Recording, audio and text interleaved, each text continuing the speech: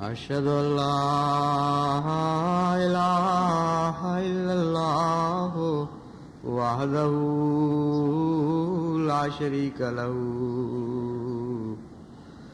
وأشهد أن محمدا عبده ورسوله أما بعد فأعوذ بالله من الشيطان الرجيم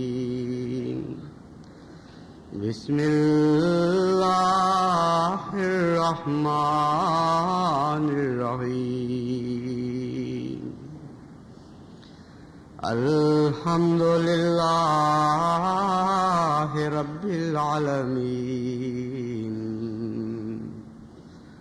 الرحمن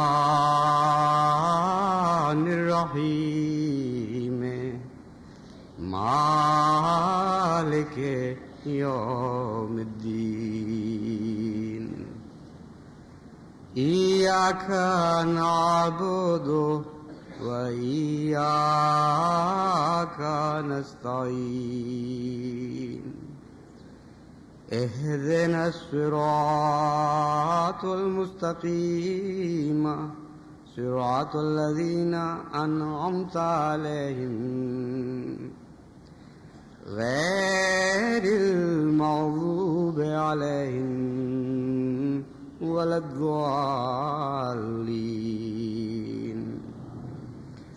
تسبح له السماوات السبع والأرض ومن فيهن إن من شيء إلا يسبح بحمده وإن من شيء إلا يسبح بحمده ولكن لا تفقهون تسبيحهم إنه كان حليما غفورا.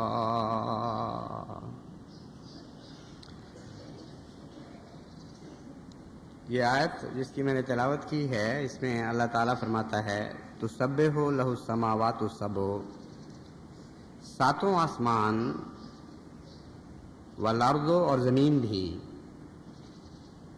اور جو کچھ بھی ان دونوں میں ہے، یعنی تمام کی تمام کائنات اور اس کے اندر جو چیزیں بھی مخفی ہیں، ان میں سے ہر ایک چیز خدا تعالیٰ کی تسبیح کر رہی ہے اور اس کی حمد بیان کرتی ہے، لیکن تم لوگ ان کی زبان کو سمجھتے نہیں. وہ جس زبان میں حمد کرتے ہیں، جس طرح خدا کی تسبیح بیان کرتے ہیں، تم ان کو نہیں سمجھتے. انہ کان حلیما غفورا، اللہ تعالیٰ بہت حلیم اور بہت غفور ہے.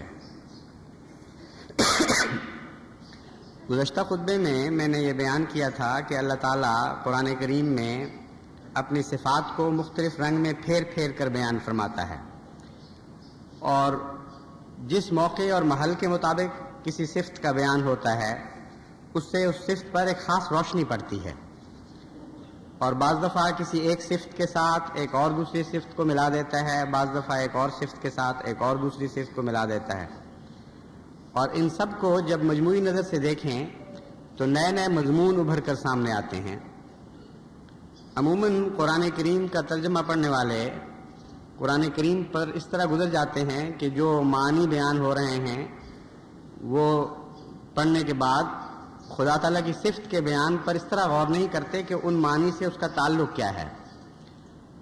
حالانکہ ہر آیت کے آخر پر جب صفات بیان ہوتی ہیں، یا جن جن آیات کے آخر پر صفات بیان ہوتی ہیں، ان کا ان سے پہلے گزرے ہوئے مضمون سے گہرا تعلق ہوتا ہے، اور اگر آپ ان پر غور کرنے کی عادت ڈالیں تو یہ دیکھ کر حیران ہوں گے کہ وہ صفات اگر ڈکشنریوں میں تلاش کی جائیں اور ان کے معنی پر غور کیا جائے تو تمام دنیا کی ڈکشنریاں، بڑے سے بڑے عالم کی ڈکشنری بھی اس صفت پر وہ روشنی نہیں ڈالتی، نہ ڈال سکتی ہے جو قرآن کریم کی آیات ڈال دیتی ہیں، اور حیرت انگیز نئے نئے مطالب انسان کے سامنے ابھرتے ہیں. تو اس لحاظ سے صفات باری تعالیٰ پر غور ایک بہت ہی بڑا مضمون بن جاتا ہے اور عمداً میں اس کو چھوڑتا رہا ہوں، کیونکہ پھر یہ ایک خطبے کا معاملہ نہیں رہے گی، بلکہ متعدد خطبات صرف ایک صفت پر دے کر بھی پھر بھی تشنگی باقی رہ جائے گی۔ لیکن گزشتہ خطبے کے بعد مجھے خیال آیا کہ نمونتاً خدا تعالیٰ کی حلیم صفت سے متعلق احباب جماعت کو بتاؤں کہ متفرق جگہ پر جب صفت حلیم آتی ہے تو اس صفت کے اندر کیا کیا نئے معنی جلوہ گر ہوتے ہیں، تاکہ جماعت کو یہ عادت پڑے کہ خدا تعالیٰ کی صفات پر ان مواقع کے لحاظ سے غور کرے جن مواقع پر قرآن کریم میں وہ صفات بیان ہوئی ہیں۔ اور بعض دفعہ تو یوں لگتا ہے جیسے کوئی بھی تعلق نہیں۔ 2-3 مثالیں میں نے چنی ہیں، ان پر ظاہری نظر سے غور کریں تو معلوم ہوگا کہ کوئی تعلق بظاہر نہیں ہے، حلیم کا اس بات سے کیا تعلق جو بیان ہوئی ہے، لیکن مزید غور سے ایک حیرت انگیز علم کا جہان آپ کے سامنے ابھر آئے گا۔ اللہ تعالیٰ فرماتا ہے تمام آسمان اور زمین اور جو کچھ ان کے اندر ہے، ہر چیز ہماری تسبیح بھی کر رہی ہے اور حمد بھی کر رہی ہے، اور تم اس کی زبان کو سمجھتے نہیں۔ انہو کانا حلیمن غفورا، خدا حلیم ہے۔ صفت حلیم کا کیا تعلق ہے اس چیز سے کہ ساری چیزیں تسبیح بیان کر رہی ہیں اور تم نہیں سمجھتے اور اللہ حلیم ہے؟ تو پہلے تو یہ معلوم کرنا چاہیے کہ کس طرح حمد بیان کر رہی ہیں، کس طرح خدا کی تسبیح کر رہی ہیں سب چیزیں۔ اس کے 2 پہلو ہیں۔ اول تو یہ کہ انسان شروع میں جب خدا تعالیٰ کی کائنات کو سمجھنے کی کوشش کر رہا تھا تو اس کو یہ تو احساس تھا کہ جانوروں میں کسی قسم کا شعور ہے، لیکن جانوروں سے آگے وہ کسی شعور کا قائل نہیں تھا، اور تسبیح اور حمد کا ایک قسم کے شعور سے بھی تعلق ہے۔ اس پہلو سے جب ہم غور کرتے ہیں تو ایک زمانہ انسان پر ایسا آیا کہ وہ، بلکہ اس سے پہلے زمانے میں جائیں تو یہ کہنا چاہیے کہ ایک زمانہ انسان پر ایسا آیا کہ جب وہ سوائے انسان کے کسی کو باشعور نہیں سمجھتا تھا۔ جانور اس کے سامنے کوئی بھی حقیقت نہیں رکھتے تھے، جیسے ان میں جان ہی نہ ہو۔ یہ آغاز تھا انسان کا، بلکہ ایک ایسا دور تھا کہ ہر جاندار اپنے آپ ہی کو باشعور سمجھتا تھا، اس لیے غیر کا احساس نہیں تھا۔ غیر کا احساس تب پیدا ہوتا ہے جب اس کو باشعور سمجھے، اور انسانی زندگی پر اور اس سے پہلے حیوانی زندگی پر بہت لمبا دور ایسا گزر چکا ہے کہ ہر وجود صرف اپنے آپ کو صاحب احساس سمجھتا تھا اور کسی دوسرے وجود میں احساس کا تصور ہی نہیں پایا جاتا تھا۔ جوں جوں دور آگے بڑھا ہے اور انسان نے ترقی کی ہے، اس کو یہ احساس پیدا ہونا شروع ہوا کہ اوروں میں بھی احساس ہے۔ پہلے تو یہ احساس جانوروں تک پہنچا، پھر زیادہ لطافت اختیار کرنے لگا، اور انسانی احساس نے بھی ترقی شروع کی ان معنوں میں کہ دوسرے کے متعلق احساس کے معاملے میں زیادہ باشعور ہو گیا، دوسرے انسانوں کے احساس کے بارے میں بھی زیادہ باشعور ہو گیا۔ تو اندرونی طور پر بھی احساس میں مزید لطافتیں اور مزید وسعتیں پیدا ہونی شروع ہوئیں، اور بیرونی طور پر بھی احساس میں مزید لطافتیں اور مزید وسعتیں پیدا ہونی شروع ہوئیں، یہاں تک کہ جب انسان نے علم میں زیادہ ترقی کی تو اس نے یہ محسوس کیا کہ صرف جاندار ہی حساس نہیں بلکہ پودے بھی حساس ہیں، اور پودوں میں بھی ایک قسم کی جان ہے، نہ صرف جان ہے بلکہ احساس رکھتے ہیں اور کوئی شعور رکھتے ہیں۔ اب تک ان کا نروس سسٹم تو انسان معلوم نہیں کر سکا کہ پودوں کے اندر اعصاب ہیں اور ان اعصاب کے ذریعے وہ محسوس کرتے ہیں، لیکن اس بات کے قطعی شواہد موجود ہیں کہ پودوں میں احساس پایا جاتا ہے۔ اور اب جو امریکہ میں ریسرچ ہو رہی ہے لائی ڈیٹیکٹرز کے ذریعے پودوں کے اوپر، اس سے تو اگرچہ ابھی دعوے کی حد تک ہے، لیکن اگر وہ دعوے 1/10 حصہ بھی درست ہوں تو معلوم ہوتا ہے کہ پودوں کا شعور بعض لحاظ سے انسانی شعور سے زیادہ باریک ہے اور حیرت انگیز وسعتیں رکھتا ہے۔ مثلا یہ دعویٰ کیا جا رہا ہے کہ اگر ایک پودے کے سامنے ایک قتل ہو تو وہ پودا اس قاتل کے معاملے میں اتنا شدید رد عمل رکھتا ہے کہ اگر دوبارہ وہ قاتل اس کے سامنے آئے اور باریک بجلی کے آلات سے جو پودے پر لگا دیے گئے ہوں یہ معلوم کرنا چاہے انسان کہ مختلف آدمی جو اس کے سامنے سے گزر رہے ہیں ان میں قاتل کون ہے، تو جب بھی قاتل سامنے آئے گا وہ پودا رد عمل دکھائے گا۔ کس حد تک یہ درست ہے، کس حد تک یقینی بات ہے، اس میں ابھی بہت سی تحقیق کی گنجائش موجود ہے، لیکن بعض کام کرنے والے جنہوں نے ساری زندگی اس عمل پہ صرف کی ہے وہ تو یہاں تک کہتے ہیں کہ پودا جھوٹے آدمی کو سچے آدمی سے الگ کر کے پہچان لیتا ہے۔ تو بہرحال شعور کے بارے میں انسان کا شعور اس طرح ترقی کرتا رہا کہ اپنے سوا غیر انسانوں کے شعور کے متعلق بھی احساس بڑھا اور وسعت پذیر ہوا، اور غیر انسانوں کے متعلق یعنی جانداروں کے متعلق بھی اس کا شعور بڑھا اور وسعت پذیر ہوا، یہاں تک کہ وہ نباتات کی حد میں داخل ہو گیا اور اب یہ تسلیم کرتا ہے کہ نباتات میں بھی شعور موجود ہے۔ اور ہرگز بعید نہیں، اور جیسا کہ قرآن کریم کی آیت سے ثابت ہوتا ہے، آخر انسان اس نتیجے پر پہنچے کہ کائنات میں کوئی چیز بھی شعور سے کلیتاً خالی نہیں۔ ہاں، شعور کے مراتب ہیں اور درجے ہیں، جس کو ہم بے جان چیز سمجھتے ہیں وہ شعور کے ادنی درجے پر واقع ہے، لیکن شعور سے خالی نہیں، اور ہر ایک باشعور اپنے شعور کے دائرے کے مطابق تسبیح کر رہا ہے اللہ تعالیٰ کی، اس دائرے کے مطابق اس کی حمد بیان کر رہا ہے۔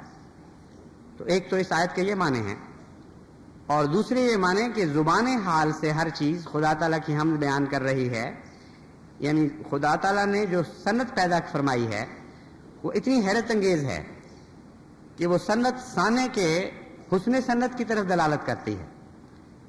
وہ صنعت اپنے وجود سے خدا تعالیٰ کی تسبیح بھی کر رہی ہے اور اس کی حمد بھی بیان کر رہی ہے، اور ایک بھی خدا کی صنعت ایسی نہیں جس میں یہ دو باتیں نہ پائی جاتی ہوں، کہ وہ گواہی دے رہی ہو کہ میرا خالق تمام نقائص سے پاک ہے اور میرا خالق تمام صفات حسنہ سے متصف ہے۔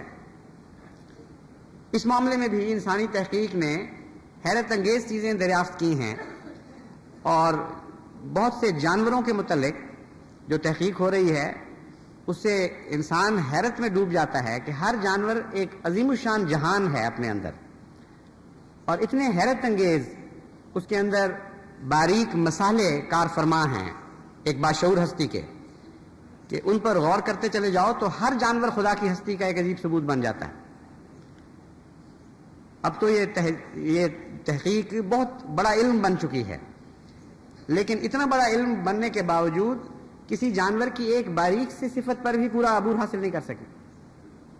مثلا متفرق تحقیقات میں ایک تحقیق یہ اس بات پر ہو رہی ہے بڑے عرصے سے کہ جانور اپنے گھروں تک کس طرح پہنچتے ہیں دور جانے کے بعد، ان کو کیسے معلوم ہوتا ہے کہ ہم نے کس سمت میں جانا ہے۔ اور سب سے پہلے اس معاملے میں شہد کی مکھی نے انسان کو حیران کیا۔ چنانچہ ارسطو نے سب سے پہلے اس بات پر غور کیا اور اس مہمے کو دنیا کے سامنے پیش کیا کہ شہد کی مکھی میں حیرت انگیز ایک یہ خصلت پائی جاتی ہے، ایک اس کی اہلیت پائی جاتی ہے کہ وہ اپنے چھتے سے دور چلی جاتی ہے اور بظاہر کوئی وجہ نظر نہیں آتی کہ وہ چھتے تک واپس پہنچے، لیکن پہنچ جاتی ہے۔ اس پر جو تحقیق ہوئی بہت لمبے عرصے تک انسان اس حکمت کو اس کی وجہ کو پا نہیں سکا، لیکن 1914 میں ایک سائنسدان نے سب سے پہلے، اس کا نام فون فش تھا، VONFISCH، فون فش تلفظ ہے غالباً اس کا۔ بہرحال فون فش نے یہ حیرت انگیز بات شہد کی مکھی کے متعلق دریافت کی کہ شہد کی مکھی کا دیکھنے کا شعور اور اس کی دیکھنے کی دنیا انسان سے بالکل الگ ہے۔ ہم جس روشنی کو دیکھ رہے ہیں اس روشنی سے ایک الگ روشنی کی دنیا میں وہ رہتی ہے۔ عام شعاعیں جو ہم دیکھتے ہیں ان کو وہ نہیں دیکھتی، بلکہ الٹرا وائلٹ ایک شعاؤں کی قسم ہے، اس جہان میں وہ رہتی ہے۔ اور الٹرا وائلٹ کا جہان انسانی جہان سے بالکل مختلف ہے۔ ہم جو چیزیں دیکھ رہے ہیں، جو ہمیں رنگ نظر آ رہے ہیں، جو طرزیں نظر آ رہی ہیں، جو شیڈ نظر آ رہے ہیں، اگر یہاں یہ روشنی نہ ہو جو ہم دیکھ سکتے ہیں اور صرف الٹرا وائلٹ ہو تو ہم کلیتاً اندھے ہو جائیں گے۔ ایک ادنا ذرہ بھی ہمیں نظر نہیں آئے گا، ایک بڑی سے بڑی چیز بھی ہمیں نظر نہیں آئے گی، کیونکہ الٹرا وائلٹ کو دیکھنے کی خدا تعالیٰ نے انسان کو صلاحیت ہی نہیں بخشی۔ اور شہد کی مکھی کے لیے اس روشنی کی کوئی حقیقت نہیں. وہ الٹرا وائلٹ روشنی سے ایک بالکل مختلف جہان دیکھ رہی ہے اپنا، اور اسی روشنی کے ذریعے وہ پھولوں کا رس بھی چوستی ہے، اسی روشنی کے ذریعے وہ یہ معلوم کرتی ہے کہ کہاں شہد ہے کہاں نہیں ہے، اور اس کے سارے ریفرنسز اپنی ذات کے ساتھ تعلق رکھنے والے سارے حوالے اس الٹرا وائلٹ روشنی سے ہیں.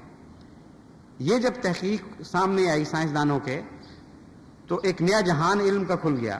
انہوں نے دوسرے جانوروں پر جو تحقیق شروع کی تو یہ دیکھ کر حیران رہ گئے کہ ہر جانور کی سماعت کا جہان بھی اپنا ہے، اس کے روشنی کا جہان بھی اپنا ہے. بظاہر ہم ایک دنیا میں بسر کر رہے ہیں، لیکن ہر جانور کو ایک اور دنیا نظر آ رہی ہے، اور اپنی دنیا میں وہ کامل ہے.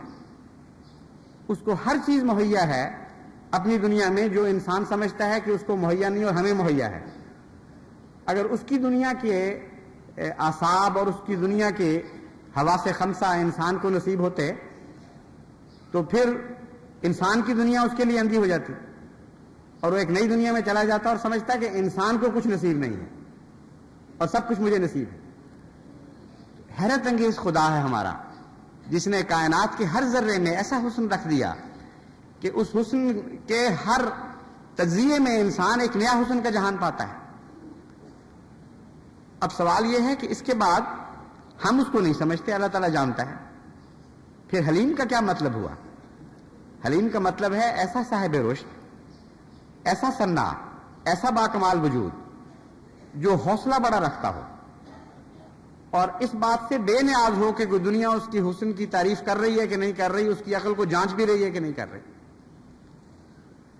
وہ اپنی ذات میں حلم رکھتا ہے، اس کے اندر ایک وقار پایا جاتا ہے اس کی عقل میں، اور اس کی صنائی میں صنائی اس بات کی محتاج نہیں کہ کوئی دوسرا تعریف کرے گا تو وہ اچھا صنع رہے گا.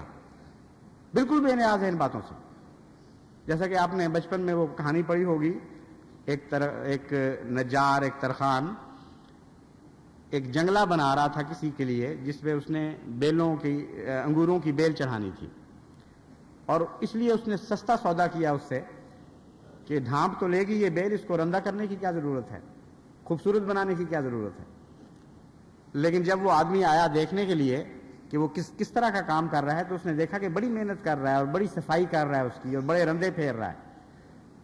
تو حیران ہو کر اس نے کہا کہ تم یہ کیا کر رہے ہو؟ میں نے تو تم سے جو سودا کیا ہے وہ تھوڑے پیسوں کا ہے، تھوڑے کام کا ہے. اگر تمہارا خیال ہو کہ اچھا کام کر کے مجھ سے پیسے زیادہ لے لو گے تو میں بالکل نہیں دوں گا تمہیں. اس نے کہا آپ بالکل فکر نہ کریں، میں اپنے سودے پر قائم ہوں، مگر آپ کے ذوق کے بد ہونے کے نتیجے میں اپنی صنعت کو کس طرح بگاڑ لوں؟ آپ کا ذوق بد ہے تو میری صنعت کیوں اس سے متاثر ہو جائے؟ میں تو اپنے حسن صنعت کو نہیں بگڑنے دوں گا. میں تو وہی چیز بناؤں گا جو مجھے پسند آتی ہے اور جس کے اوپر میں فخر کر سکتا ہوں. تو انسان میں بھی جب یہ صفت پیدا ہوتی ہے حلیمی کی تو اس کے اندر ایک نیا جہان پیدا کر دیتی ہے. ہر صنعت کار میں ایک نئی عظمت پیدا ہو جاتی ہے، ہر صاحب فہم و عقل میں ایک نئی عظمت کردار آ جاتی ہے، اور انسانوں کے اندر رہتے ہوئے بھی وہ ایک نیا وجود بن جاتا ہے. تو یہ قرآن کریم میں جو خدا تعالیٰ کی صفات بیان ہوئی ہیں اور جن جن مواقع پر بیان ہوئی ہیں ان پر غور کریں آپ، تو پھر آپ کو اپنی تربیت کا ایک نیا سلیقہ آ جائے گا، ایک نیا ادب نصیب ہوگا. اور اسی دنیا میں رہتے ہوئے احمدی جو ان باتوں پر غور کر رہا ہوگا وہ ایک بالکل نیا وجود پا رہا ہوگا. یہ ہے قرآن کریم کی دولت اور عظمت جس کی کوئی انتہا نہیں ہے. اب دیکھو خدا تعالیٰ کی وہ تمام صفات حسنہ جو اس کی صنعت کاری میں گئیں، داخل ہوئی ہیں، وہ کتنے لمبے عرصے تک اجل رہی ہیں کائنات سے.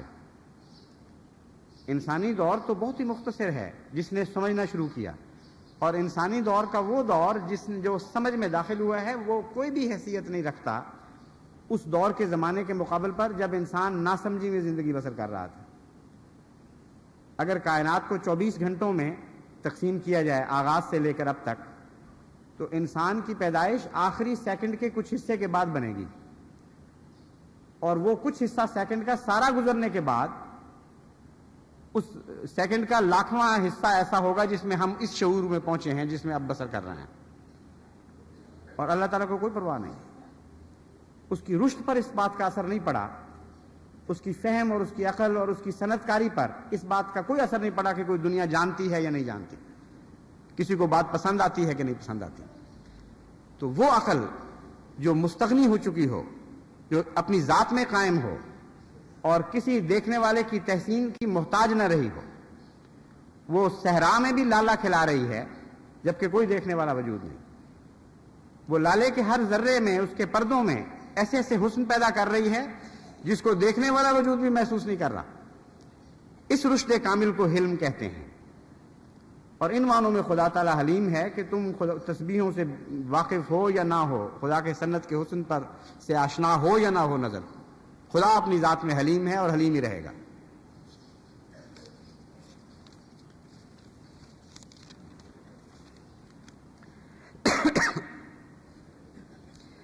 ایک دوسری جگہ اللہ تعالیٰ فرماتا ہے ان تقرضوا اللہ قرضا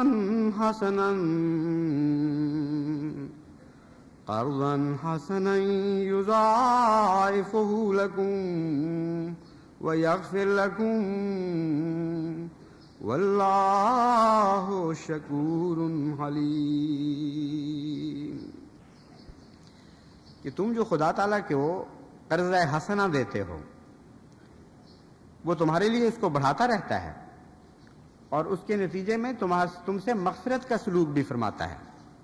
واللہ شکور حلیم، اللہ تعالیٰ بہت ہی خدمت کو قبول کرنے والا ہے. شکور خدمات کا بہترین نتیجہ دینے والا ہے. ان معنوں میں شکر ادا کرتا ہے تمہارا کہ تم جو کچھ اس کی خاطر کرتے ہو وہ اس کو قبول فرماتا ہے، استحسان کی نظر سے دیکھتا ہے، اتنا نہیں دیتا جتنا تم نے کیا تھا، اس سے بڑھ کر دیتا ہے. شکور کی تو سمجھ آ گئی. حلیم کا کیا تعلق ہے یہاں؟ حلیم تو بردبار کو کہتے ہیں. اس میں بردباری کا کیا تعلق ہے؟ امر واقعہ یہ ہے کہ خدا کی خاطر جو لوگ دیتے ہیں وہ بظاہر یہی سمجھ رہے ہوں کہ ہم بہترین چیز دے رہے ہیں.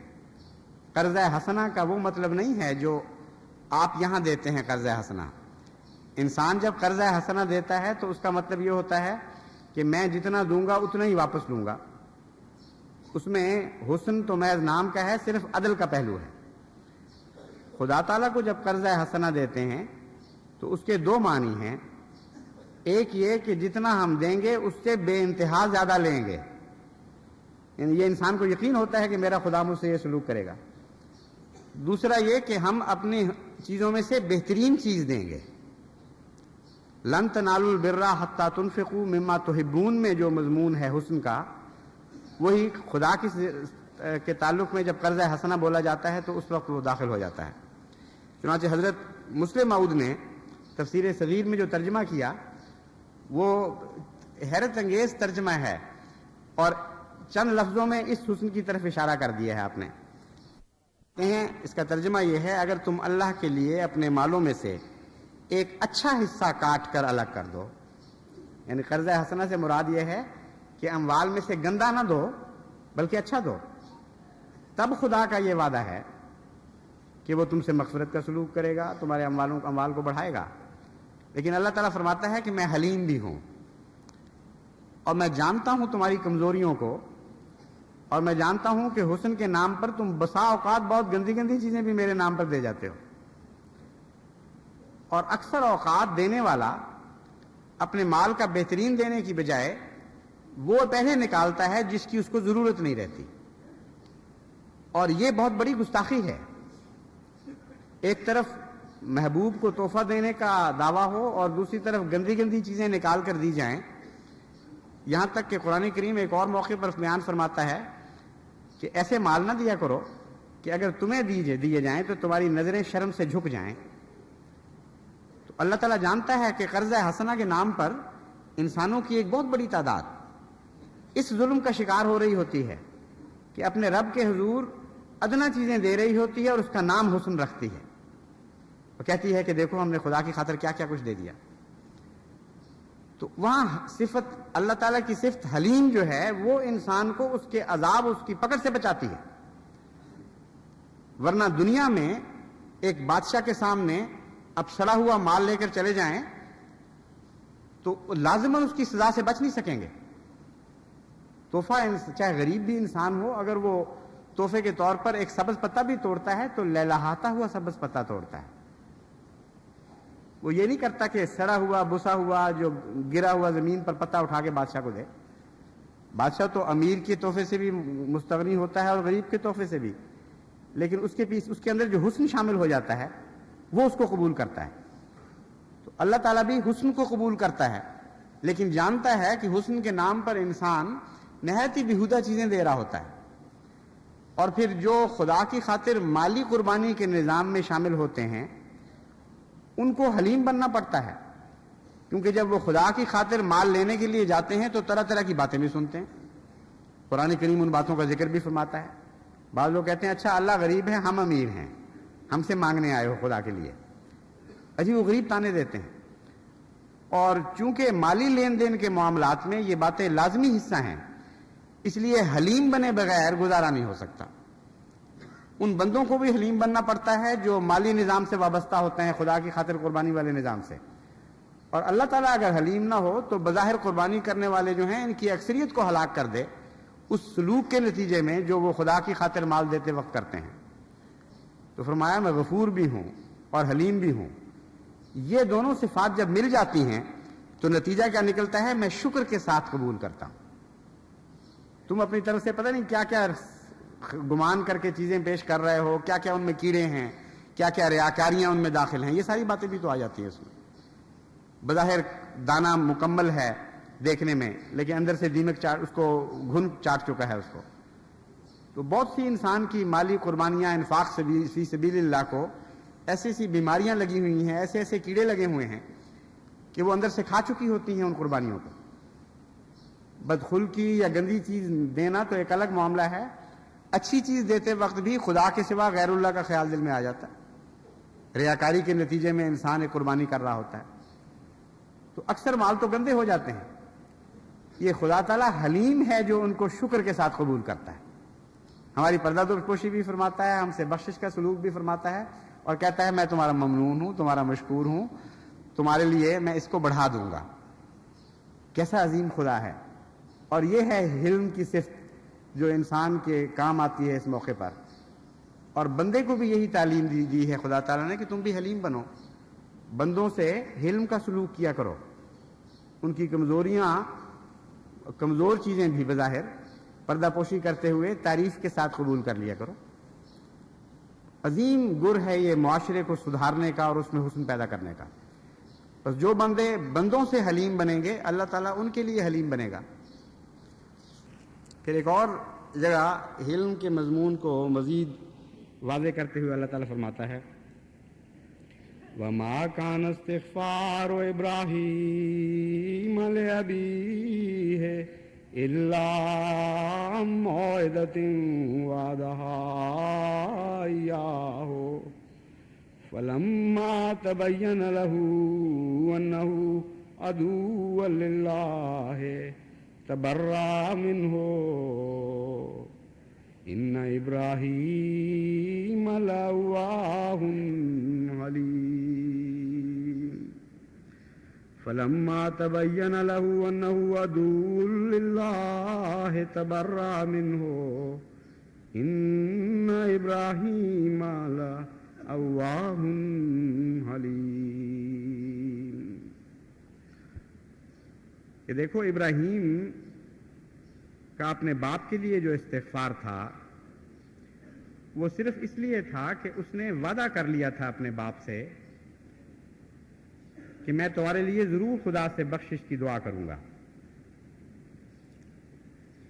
لیکن جب اس پر یہ بات روشن ہو گئی اور کھل گئی کہ انہ عدو للہ ہے، کہ وہ خدا کا دشمن ہے، تبرأ منہ، وہ اس سے بیزار ہو گیا.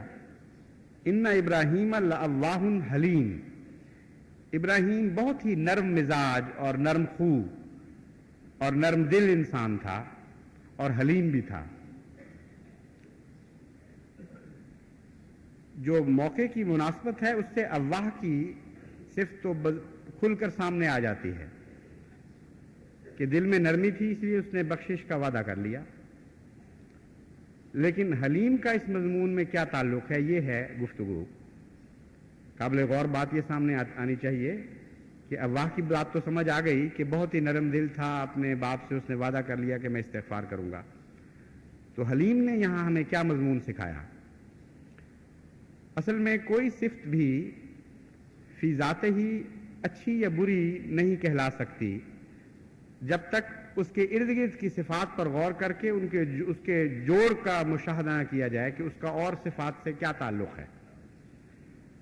اب نرم دلی فی ذات ہی اگر رشد سے خالی ہو، اگر عقل سے خالی ہو جائے تو وہ ایک جانوروں کی طرح کی کمزوری ہے، اس سے زیادہ اس میں کوئی حسن نہیں ہے. موقع بے موقع ہر محل پر انسان نرم دل ہوتا چلا جائے تو یہ تو ایک کمزوری ہے، یہ حسن ہے ہی نہیں. اللہ تعالیٰ یہ بیان فرمانا چاہتا ہے کہ ابراہیم کو اپنے باپ سے محبت تھی، وہ بڑا نرم دل تھا، اس کے باوجود وہ صاحب رشد تھا اور اس وجہ سے وہ قابل تعریف تھا کہ موقع محل کے لحاظ سے اس کی نرمی ایک عزم میں تبدیل ہو جاتی تھی جو بظاہر سختی بھی نظر آتی. جب اس کی دل کی نرمی ابراہیم کے لیے تھی تو اس وجہ سے تھی کہ وہ اس کو پورا علم نہیں تھا کہ یہ میرے محبوب کا دشمن ہے.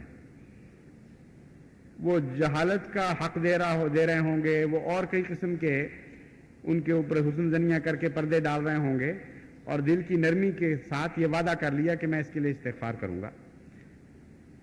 اس وقت اللہ تعالیٰ نے ان پر روشن فرمایا کہ یہ شخص ایسا ہے جس پر حجت تمام ہو چکی ہے، اس کو کوئی غلط فہمی نہیں ہے، یہ جس کو کہتے ہیں کمیٹڈ اینیمی، یہ واضح بین طور پر اللہ تعالیٰ کا دشمن ہے.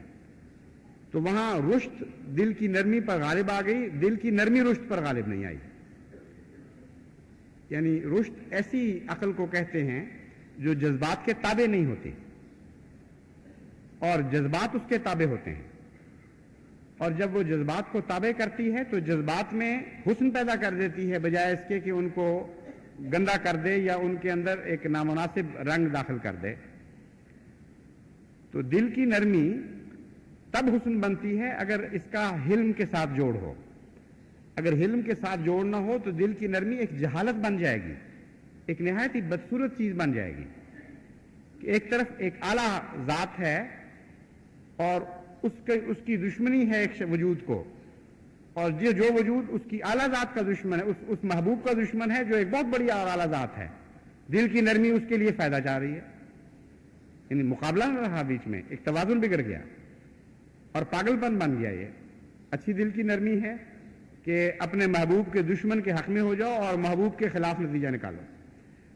تو یہ رشد ہے، یعنی حلم، جو جذبات میں توازن بھی پیدا کرتا ہے اور حسن پیدا کرتا ہے.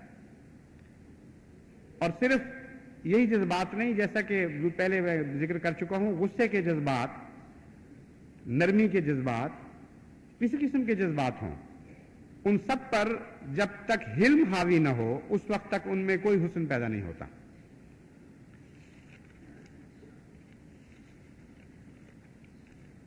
آگے اور بعض آیات تھیں مگر وقت زیادہ ہو رہا ہے اس لیے ان کو چھوڑ دیتا ہوں. اب میں چند حدیثیں اس مضمون پر سناتا ہوں. حضرت صلی اللہ علیہ وآلہ وسلم نے جو بہادری کی تعریف فرمائی ہے اس میں بھی حلم داخل ہے.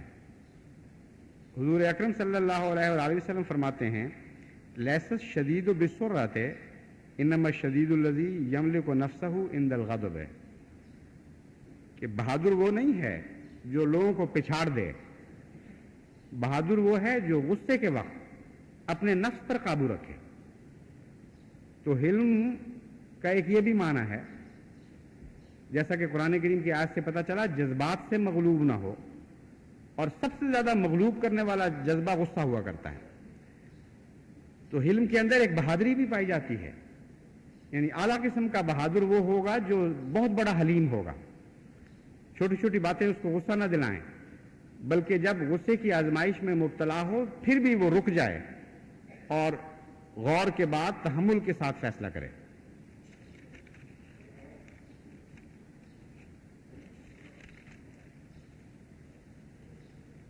حضرت مسیح موعود علیہ الصلوۃ والسلام فرماتے ہیں مومن میں شتاب کاری نہیں ہوتی، بلکہ وہ نہایت ہوشیاری اور تحمل کے ساتھ نصرت دین کے لیے تیار رہتا ہے اور بزدل نہیں ہوتا۔ ایک چھوٹے سے جملے میں حلم کے اتنے پہلو بیان فرما گئے ہیں حضرت مسیح موعود علیہ الصلوۃ والسلام کہ عقل دنگ رہ جاتی ہے۔ ایک ہی فقرہ ہے اور پوری تقریر ہو گئی ہے حلم کے اوپر، اور انسان جو داعی اللہ ہو اس کو حلم کی کیوں ضرورت درپیش ہے اس کے اوپر روشنی ڈال دی آپ نے۔ فرماتے ہیں مومن میں شتاب کاری نہیں ہوتی، یعنی حلم حوصلہ دیتا ہے، فوری طور پر انسان قدم نہیں اٹھاتا جاہلوں کی طرح کہ ادھر بات ہوئی ادھر اس کا نتیجہ نکلایا، بلکہ وہ نہایت ہوشیاری اور تحمل کے ساتھ، یعنی حلم کے اندر یہ دو باتیں پائی جاتی ہیں، ہوشیاری بھی ہے اور تحمل بھی ہے۔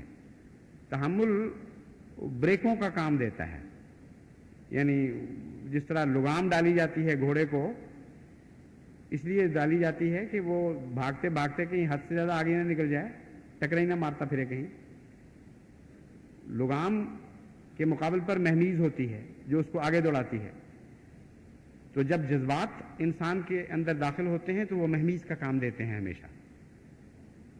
ہمیشہ انسان کی قوت متحرکہ میں سب سے بڑا کردار اس کے جذبات ادا کرتے ہیں، اور جب یہ غالب آ جائیں تو بے نیاز ہو جاتا ہے کہ اس پر کیا گزرے گی۔ اس لیے جو محبت میں دیوانے ہو جاتے ہیں ان کو کوئی پرواہ نہیں ہوتی کہ ان کا وجود مٹ جائے اس راہ میں، کیونکہ جذبات کی مہمیز بہت سخت ہوتی ہے۔ اور حلم کیا کرتا ہے؟ حلم لگامیں دیتا ہے اور ایک متوازن سواری بنا دیتا ہے۔ جتنی تیز رفتار سواری ہو اتنی مضبوط لگام ضروری ہے، جتنی تیز رفتار موٹر ہوگی اتنی اچھی اس کے لیے ڈسک بریکیں ہوں گی اور اعلیٰ انتظام ہوں گے کہ وقت کے اوپر رک بھی سکے۔ تو حلم اور جذبات کا یہ جو جوڑ ہے یہ حضرت مسیح موعود علیہ الصلوۃ والسلام نے اس فقرے میں ظاہر فرمایا، وہ نہایت ہوشیاری اور تحمل کے ساتھ نصرت دین کے لیے تیار رہتا ہے، یعنی بے قرار تو ہر وقت رہتا ہے کہ میں ہر موقع پر خدا کے دین کی خدمت کروں، دعوت اللہ سے باز نہیں آتا، لیکن جاہلوں کی طرح جھٹکا دے کر نہیں کام کرتا، بلکہ موقع اور محل کی مناسبت کے ساتھ رکتا نہیں ہے بہرحال وہ، لیکن اس میں ہوشیاری پیدا ہو جاتی ہے، اس میں تحمل پیدا ہو جاتا ہے اور بزدل نہیں ہوتا۔ جیسا کہ میں نے بیان کیا، جب انسان رکتا ہے کسی حرکت سے تو وہ بزدلی کے نتیجے میں بھی رک سکتا ہے اور حلم کے نتیجے میں بھی رک سکتا ہے۔ حضرت صلی اللہ علیہ وآلہ وسلم نے واضح فرمایا مضمون کو کہ مومن بزدلی کے نتیجے میں باز نہیں آیا کرتا، حلم کے نتیجے میں باز آتا ہے۔ تو کوئی غلطی سے مومن کو یہ نہ سمجھ لے کہیں کہ بڑا ڈرپوک ہے، ہم نے اتنی گالیاں دی، اتنا مارا کوٹا، اتنی آگے لگانے کی تعلیم دی، اتنے ان کے بزرگوں کی تحقیر کی اور ان کو ذلیل و رسوا قرار دیا، اس کے باوجود یہ ہاتھ ہی نہیں اٹھا رہا سامنے۔ تو کوئی اس غلط فہمی میں مومن کے بارے میں مبتلا نہ ہو جائے۔ مومن کا وہ تصور جو قرآن اور حدیث پیش کر رہے ہیں وہ تو ایک بہت عظیم الشان تصور ہے۔ مومن اپنے مقصد سے باز نہیں آئے گا۔ اگر بزدل ہوتا تو تمہارے ڈراموں اور تمہاری دھمکیوں کے نتیجے میں اپنے مقصد سے باز آ جاتا۔ کسی قیمت پر ایک لمحے کے لیے بھی مومن اپنے مقصد سے باز نہیں رہ سکتا۔ ہاں وہ حلیم ہے، وہ صاحب رشد ہے، وہ شتاب کار نہیں ہے، وہ جانتا ہے کہ اس کے مقصد کو کیا چیز زیادہ فائدہ پہنچائے گی، اور اس کے نتیجے میں اس کے عمل میں اور اس کی کوششوں میں ایک ملائمت، ایک تہذیب داخل ہو جاتی ہے، انسانیت آ جاتی ہے۔ وہ حیوانیت کا مقابلہ حیوانیت سے نہیں بلکہ انسانیت سے کرتا ہے، اور یہ ساری چیزیں حلم ہمیں سکھاتا ہے۔ حضرت مسیح موعود علیہ الصلوۃ والسلام حلم کے ایک بہت ہی بلند مقام پر فائز فرمائے گئے تھے، صرف کہتے نہیں تھے بلکہ وہی عمل بھی تھا آپ کا۔ ایک روایت میں آتا ہے کہ ایک روز ایک ہندوستانی جس کو اپنے علم پر بڑا ناز تھا اور اپنے تئیں جہاں گرد اور سرد و گرم زمانہ دیدہ و چشیدہ ظاہر کرتا تھا، مسجد میں آیا اور حضرت مسیح موعود علیہ السلام سے آپ کے دعویٰ کی نسبت بڑی گستاخی سے باب کلام وا کیا، نہایت ہی بدتمیزی اور بدخلقی سے سوال شروع کیے آپ کے دعوے کے متعلق، اور تھوڑی گفتگو کے بعد کئی دفعہ یہ کہا کہ آپ اپنے دعوے میں کاذب ہیں، جھوٹے ہیں، اور میں نے ایسے مکار بہت سے دیکھے ہوئے ہیں، اور میں تو ایسے کئی بغل میں دبائے پھرتا ہوں۔ غرض ایسے ہی بے باکانہ الفاظ کہے مگر آپ کی پیشانی پہ بل تک نہ آیا۔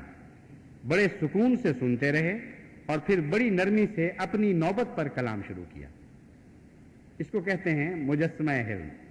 تو اللہ تعالیٰ جماعت احمدیہ کو حلم عطا فرمائے اور خدا تعالیٰ سے رنگ سیکھنے کی توفیق بخشے اس کی اپنی صفات کے، کیونکہ اگر ہم خدا کے رنگ اللہ سے سیکھ جائیں، قرآن اور رسول سے سیکھ جائیں، تو اتنی عظیم الشان طاقت دنیا میں بن جائیں گے اور ایسی ہمیشگی ہمیں نصیب ہو جائے گی کہ ہمارے مقدر میں مٹنا ہو ہی نہیں سکتا، ناممکن ہے۔ ساری کائنات مٹ جائے مگر احمدیت نہیں مٹے گی اگر وہ خدا کے رنگ میں رنگین ہو جائے۔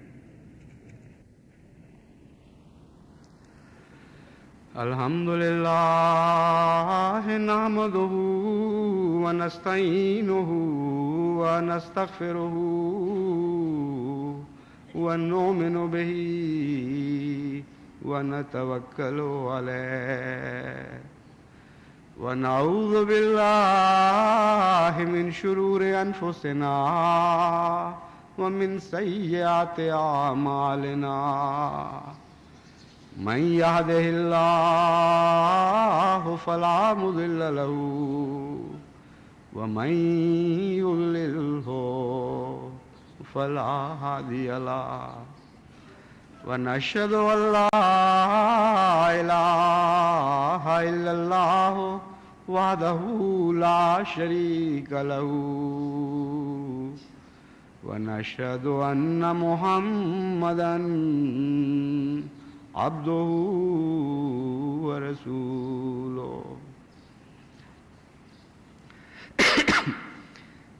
پہلے میں کئی بار احباب جماعت کو توجہ دلا چکا ہوں کہ افریقہ کے ممالک کے لیے دعا کریں، وہاں بارش کی کمی کی وجہ سے انسانیت بہت ہی دکھوں میں مبتلا ہے، یعنی انسان جو افریقہ میں بس رہا ہے بہت مصائب کا شکار ہو چکا ہے۔